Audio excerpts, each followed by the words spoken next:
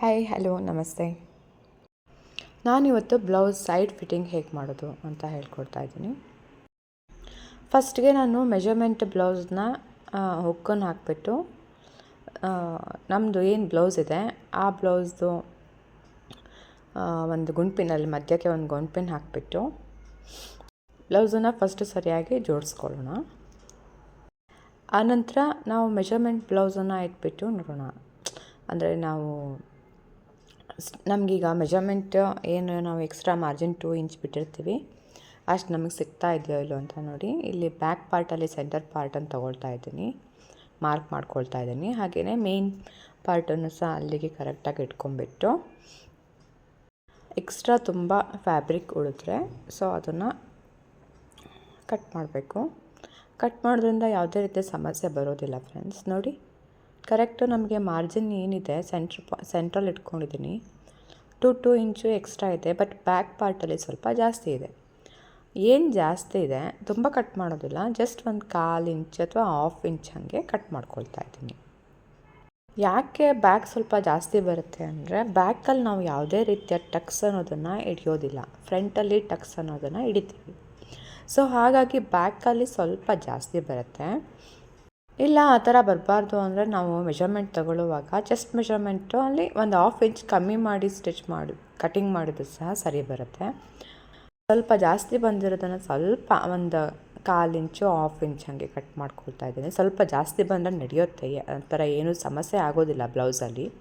ತುಂಬ ಜಾಸ್ತಿ ಇದ್ದರೆ ಮಾತ್ರ ಸ್ವಲ್ಪ ಕಟ್ ಮಾಡ್ಕೊಳ್ಳಿ. ನೋಡಿ, ಇಲ್ಲಿ ಸ್ವಲ್ಪ ಜಾಸ್ತಿನೇ ಇದೆ, ಒಂದು ಸ್ವಲ್ಪ ಇರಲಿ, ನಾನು ಅದು ಏನು ಪ್ರಾಬ್ಲಮ್ ಆಗೋದಿಲ್ಲ ಅಂತ ಹೇಳ್ಬಿಟ್ಟು ನೋಡಿ ಇಲ್ಲಿ ಸ್ವಲ್ಪ ಗ್ಯಾಪ್ ಬರುತ್ತೆ ಸೆಂಟ್ರಲ್ಲಿ, ಅದು ಓವರ್ಕಮ್ ಆಗುತ್ತೆ ನಾವು ಹಾಕ್ಕೊಳ್ಳುವಾಗ. ನಂತರ ಸ್ಲೀವಲ್ಲೂ ಸ್ವಲ್ಪ ಜಾಸ್ತಿ ಇತ್ತು, ಸೊ ಅದನ್ನು ಸಹ ನಾನು ಸ್ವಲ್ಪ ಟ್ರಿಮ್ ಮಾಡ್ಕೊಳ್ತಾ ಇದ್ದೀನಿ. ನೋಡಿ ಸ್ವಲ್ಪ. ಸೊ ಎಲ್ಲದನ್ನು ಫಸ್ಟು ನೀಟಾಗಿ ಎಕ್ಸ್ಟ್ರಾ ಫ್ಯಾಬ್ರಿಕ್ ಏನಿದೆ ಅದು ಸ್ವಲ್ಪ ಕಟ್ ಮಾಡಿಬಿಟ್ಟು ನೋಡಿ ಎಲ್ಲ ಕ್ಲೀನಾಗಿದೆಯಾ ಅಂತ ನೋಡ್ಕೊಳ್ತಾ ಇದ್ದೀನಿ. ಫರ್ದರ್ ಏನು ಮಾಡ್ತೀನಿ, ಒಂದು ಗುಂಡ್ಪಿನನ್ನು ಹಾಕ್ಕೊಳ್ತಾ ಇದ್ದೀನಿ. ಇಲ್ಲ ಅಂದರೆ ಫ್ಯಾಬ್ರಿಕ್ಕು ಆಚೆ ಈಚೆ ಹೋಗೋ ಚಾನ್ಸಸ್ ಇರುತ್ತೆ ಫ್ರೆಂಡ್ಸ್. ಸೊ ಗುಂಡ್ಪಿನ ಹಾಕ್ಕೊಂಡ್ರೆ ನಿಮಗೆ ಅಲ್ಲಿ ಗ್ರಿಪ್ ಸಿಗುತ್ತೆ. ಸ್ಲೀವ್ಗೊಂದು, ಸೆಂಟ್ರಿಗೊಂದು, ಹಾಗೆ ವೇಸ್ಟ್ ಬ್ಯಾಂಡ್ ಹತ್ರ ಒಂದು. ಆಮೇಲೆ ಫರ್ದರ್ ಬ್ಲೌಸ್ ಮೆಜರ್ಮೆಂಟ್ ಏನಿದೆ ಆ ಮೆಜರ್ಮೆಂಟಲ್ಲಿ ಸ್ಲೀವ್ ಲೆಂತ್ ಏನಿದೆ, ಆರ್ಮ್ ಲೆಂತ್ ಏನಿದೆ, ಹಾಗೆ ವೇಸ್ಟ್ ರೌಂಡ್ ಏನಿದೆ ಅಂತ ನೋಡಿಬಿಟ್ಟು ಮಾರ್ಕ್ ಮಾಡ್ಕೊಳ್ತಾ ಇದ್ದೀನಿ. ಇದಾದ ನಂತರ ನಮಗೆ ಅಲ್ಲಿ 3 ಪಾಯಿಂಟ್ ಸಿಗುತ್ತೆ. ನಂತರ ಒಂದು ಸ್ಕೇಲ್ ತೊಗೊಂಡ್ಬಿಟ್ಟು ಸ್ಟ್ರೈಟಾಗಿ ಒಂದು ಏನು 3 ಪಾಯಿಂಟ್ ಸಿಗುತ್ತೆ ಆ ಪಾಯಿಂಟಿಗೆ ಲೈನನ್ನು ಹಾಕ್ಕೊಳ್ಳಿ. ನಾವೇನು ಲೈನ್ ಹಾಕ್ಕೊಂಡಿರ್ತೀವಿ ಫ್ರೆಂಡ್ಸ್ ಅದೇ ಲೈನ್ ಮೇಲೆ ಸ್ಟಿಚಿಂಗನ್ನು ಹಾಕ್ಕೊಳ್ಳಿ. ಅದು ನಮ್ಮದು ಫಿಟ್ಟಿಂಗ್ ಪಾಯಿಂಟ್ ಆಗಿರುತ್ತೆ. ಈ ವಿಡಿಯೋ ನಿಮಗೆ ಇಷ್ಟ ಆದರೆ ಪ್ಲೀಸ್ ಒಂದು ಲೈಕ್ ಮಾಡಿ. ನಾವು ಸ್ಟಿಚ್ ಮಾಡುವಾಗ ಸ್ಟಾರ್ಟಿಂಗ್ ಮತ್ತು ಎಂಡು ಲಾಕ್ ಮಾಡೋದನ್ನು ಮಾತ್ರ ಮಾಡಿಬಿಡಿ ಫ್ರೆಂಡ್ಸ್. ಲಾಕ್ ಮಾಡೋದ್ರಿಂದ ಅದು ಗ್ರಿಪ್ಪಾಗಿರುತ್ತೆ ಮತ್ತು ಸ್ಟಿಚಿಂಗ್ ಬೇಗ ಬಿಚ್ಚೋಗೋದಿಲ್ಲ. ಅದಾದ ನಂತರ 1/4 ಇಂಚಿಗೆ ಒಂದು 3 ಸ್ಟಿಚನ್ನು ಹಾಕಿ ಫ್ರೆಂಡ್ಸ್. ಇಷ್ಟಾದರೆ ನಮ್ಮದು ಒಂದು ಸೈಡ್ ಫಿಟ್ಟಿಂಗ್ ರೆಡಿ ಆಗುತ್ತೆ. ಸೇಮ್ ಆ್ಯಸ್ ಇಟ್ ಈಸ್ ಇನ್ನೊಂದು ಸೈಡ್ ಸಹ ಸೇಮ್ ಮೆಜರ್ಮೆಂಟ್ ತೊಗೊಂಡ್ಬಿಟ್ಟು ಫಿಟ್ಟಿಂಗನ್ನು ಮಾಡ್ಕೊಳ್ಳಿ. ಮತ್ತು ಥ್ರೆಡ್ ಎಲ್ಲೂ ಸಹ ಕಾಣಿಸ್ಬಾರ್ದು ಫ್ರೆಂಡ್ಸ್, ಕ್ಲೀನಾಗಿ ಟ್ರಿಮ್ ಮಾಡ್ಕೊಳ್ಳಿ. ನನ್ನ ಪ್ರೀವಿಯಸ್ ವೀಡಿಯೋಸ್ ನೀವು ನೋಡಿಲ್ಲ ಅಂತ ಹೇಳಿದರೆ ಡಿಸ್ಕ್ರಿಪ್ಷನಲ್ಲಿ ಲಿಂಕನ್ನು ಕೊಟ್ಟಿರ್ತೀನಿ. ನೀವು ಆ ವಿಡಿಯೋನ ನೋಡಿಬಿಟ್ಟು ಈ ವಿಡಿಯೋನ ನೋಡಿ, ನಿಮಗೆ ಕ್ಲೀನಾಗಿ ಅರ್ಥ ಆಗುತ್ತೆ. ಸ್ಟಿಚಿಂಗ್ ಆಗಿದೆ ಫ್ರೆಂಡ್ಸ್. ನಾನಿಲ್ಲಿ ಓವರ್ಲಾಕ್ ಮಿಷಿನ್ ನನ್ನ ಹತ್ರ ಇಲ್ಲ, ಸೊ ಹಾಗಾಗಿ ನಾನು ಈ ಥರ ಸೀಸರನ್ನು ಇಟ್ಕೊಂಡಿದ್ದೀನಿ, ಜಿಗ್ಸಾಗ್ ಸೀಸರ್ ಅಂತ.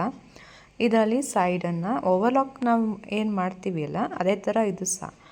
ಬಟ್ ಯಾವುದೇ ರೀತಿಲೂ ಥ್ರೆಡ್ ಅನ್ನೋದು ರಿಮೂವ್ ಆಗೋದಿಲ್ಲ ಈ ಸೀಸರ್ ಯೂಸ್ ಮಾಡೋದ್ರಿಂದ. ಇದಕ್ಕೆ ಜಿಗ್ಸಾಗ್ ಸೀಸರ್ ಅಂತ ಹೇಳ್ತಾರೆ. ಸೊ ನಾನು ಸೈಡ್ಸಿಗೆಲ್ಲ ಆಮೇಲೆ ಶೋಲ್ಡರಿಗೆಲ್ಲ ಓವರ್ಲಾಕ್ ಮಿಷನ್ ಇಲ್ಲ ಅಲ್ವಾ, ಸೊ ಹಾಗಾಗಿ ನಾನು ಈ ಸೀಸರನ್ನು ಯೂಸ್ ಮಾಡಿಬಿಟ್ಟೆ ಕಟ್ಟಿಂಗ್ ಮಾಡ್ಕೊಳ್ತೀನಿ. ಸೊ ಅವಾಗ ಏನಾಗುತ್ತೆ ಅಂದರೆ ಥ್ರೆಡ್ ಯಾವುದೇ ಕಾರಣಕ್ಕೂ ರಿಮೂವ್ ಆಗೋದಿಲ್ಲ. ಕೆಲವೊಂದು ಫ್ಯಾಬ್ರಿಕ್ ಅಂತೂ ತುಂಬಾ ಥ್ರೆಡ್ ರಿಮೂವ್ ಆಗ್ತಾ ಇರುತ್ತೆ. ಅದು ರಿಮೂವ್ ಆಗ್ತಾ ಇದ್ದರೆ ಏನಾಗುತ್ತೆ ಅಂದರೆ ನಾವೇನು ಮಾರ್ಜಿನ್ ಕೊಟ್ಟಿರ್ತೀವಿ ಆ ಮಾರ್ಜಿನ್ಸ್ ಎಲ್ಲ ಥ್ರೆಡ್ ರಿಮೂವ್ ಆಗಿ ಕಮ್ಮಿ ಆಗಿಬಿಟ್ಟಿರುತ್ತೆ. ಸೊ ಹಾಗಾಗಿ ಕೆಲವೊಂದು ಫ್ಯಾಬ್ರಿಕ್ ಅಂತೂ ಅಷ್ಟು ಚೆನ್ನಾಗೇ ಇರೋದಿಲ್ಲ, ಸ್ಟಿಚಿಂಗ್ ಮಾಡುವಾಗ ತುಂಬ ಪ್ರಾಬ್ಲಮ್ ಆಗುತ್ತೆ. ಮತ್ತು ಅದು ಥ್ರೆಡ್ ರಿಮೂವ್ ಆಗೋದ್ರಿಂದ ಸ್ಟಿಚಿಂಗಿಗೂ ತುಂಬ ಸಮಸ್ಯೆ ಕಿರಿಕಿರಿ ಆಗ್ತಾ ಇರುತ್ತೆ. ಸೊ ಹಾಗಾಗಿ ನಾನೇನು ಮಾಡ್ತೀನಿ ಅಂದರೆ ಈ ಸೀಸರ್ನ ಯೂಸ್ ಮಾಡಿಬಿಟ್ಟು ಸೈಡ್ ಓವರ್ಲಾಕ್ ಹೇಗೆ ವರ್ಕ್ ಆಗುತ್ತೆ ಹಾಗೆ ಇದು ಸಹ ವರ್ಕ್ ಆಗುತ್ತೆ. ಇದು but cheap and best. So next ಸಹ ಅಷ್ಟೇ, ನೆಕ್ಸ್ಟ್ ಸೈಡ್ಗೂ ಸಹ ಸೇಮ್ ಮೆಷರ್ಮೆಂಟ್ ತೊಗೊಂಬಿಟ್ಟು ಹಾಗೆ ಒಂದು 3-4 ಸ್ಟಿಚ್ಚನ್ನು ಕಾಲು ಇಂಚಿಗೆ ಹಾಕ್ಕೊಳ್ತಾ ಇದ್ದೀನಿ. ಅದಾದ ನಂತರ ಸೈಡಿಗೆ ಮತ್ತೆ ಜಿಗ್ಸಾಗ್ ಸೀಸರ್ ತೊಗೊಂಡ್ಬಿಟ್ಟು ಕಟ್ಟಿಂಗನ್ನು ಮಾಡ್ಕೊಳ್ತೀನಿ. ಇಷ್ಟಾದರೆ ಸೈಡ್ ಫಿಟ್ಟಿಂಗ್ ರೆಡಿ ಆಗುತ್ತೆ ಫ್ರೆಂಡ್ಸ್. ಈ ವಿಡಿಯೋ ಇಷ್ಟ ಆದರೆ ಪ್ಲೀಸ್ ಒಂದು ಲೈಕ್ ಮಾಡಿ friends. So side fitting ready ಆಯಿತು ನೋಡಿ ಫ್ರೆಂಡ್ಸ್. ಇವಾಗ ಬ್ಲೌಸ್ ಹೇಗೆ ಬಂದಿದೆ ಅಂತ ತೋರಿಸ್ತಾ ಇದ್ದೀನಿ. ಐರನ್ ಮಾಡಿದರೆ ಈ ಬ್ಲೌಸ್ ರೆಡಿ ಆಗುತ್ತೆ friends. Thank you for watching.